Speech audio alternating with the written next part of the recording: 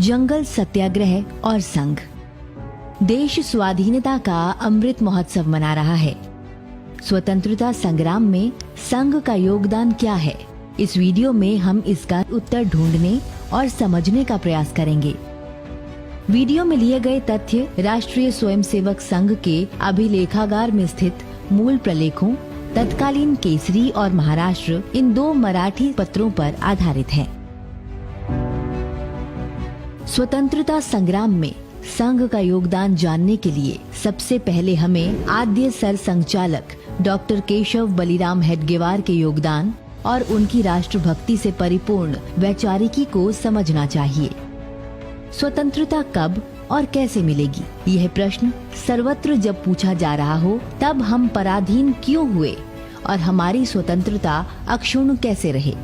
इस प्रश्न का न केवल मूलभूत चिंतन बल्कि इस पर उपाय भी डॉक्टर साहब ने आरंभ कर दिए। हिंदू समाज की आंतरिक शक्ति बढ़ाने पर उनका जोर और सारा ध्यान केंद्रित था। जंगल सत्याग्रह की पृष्ठभूमि सविनय अवज्ञा आंदोलन। 12 मार्च 1930 भारत के स्वतंत्रता संग्राम के इतिहास में बहुत महत्वपूर्ण तिथि है।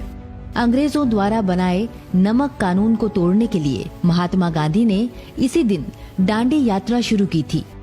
कर्णावती के साबरमती आश्रम से शुरू हुई इस यात्रा का उद्देश्य नमक कानून को तोड़ना था, जो अंग्रेजों के खिलाफ देश भर में विरोध का एक बड़ा संकेत था। 24 दिनों में 241 मील की दूरी तय करते हुए गांधी जी और उनके साथ 79 सत्याग्रहियों ने 6 अप्रैल 1930 को दांडी के समुद्र किनारे पर चुटकी भर नमक उठाकर नमक कानून की अवज्ञा की। इस आंदोलन ने समस्त देशवासियों का ध्यान खींचा। अब देश भर में लोग कढ़ाइयों में समुद्र जल से नमक तैयार करने लगे।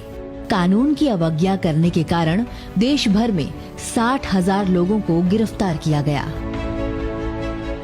इन दिनों संघ का कार्य मध्य प्रांत में ही प्रभावी हो पाया था। यहाँ नमक कानून के स्थान पर जंगल कानून तोड़कर सत्याग्रह करने का निश्चय हुआ।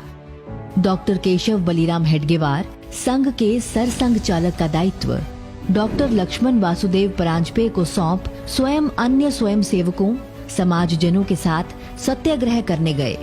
सत्याग्रह हेतु यवतमाल जाते समय पुसद नामक स्थान पर एक जनसभा आयोजित की गई और डॉक्टर हेडगेवार ने फिरंगी हुकूमत से देश को स्वाधीन कराने के लिए प्रेरणादायी भाषण दिया। ब्रिटिशों ने 1927 में इंडियन फॉरेस्ट एक्ट बनाया था, जो खासकर मध्य प्रांत और बरार के किसानों के लिए मारक साबित हुआ था।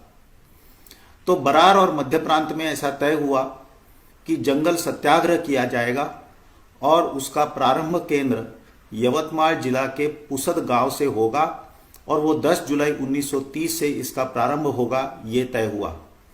इसके पहले ही संघ के संस्थापक डॉक्टर हेडगेवार ने ये निश्चित किया था कि मैं इस जंगल सत्याग्रह में भाग लेने जाऊंगा।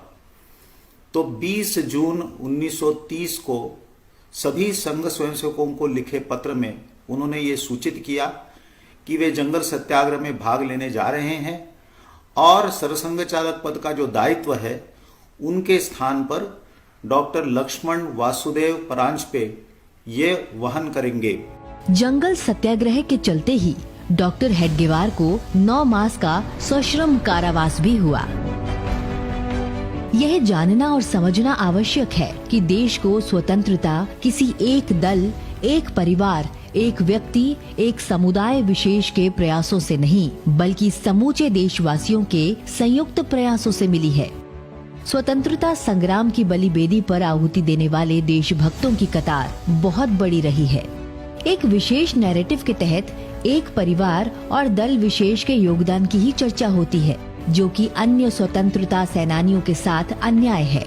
इसलिए स्वाधीनता संग्राम में संघ के योगदान को जन जन तक पहुंचाने में हम सबकी भूमिका होनी चाहिए।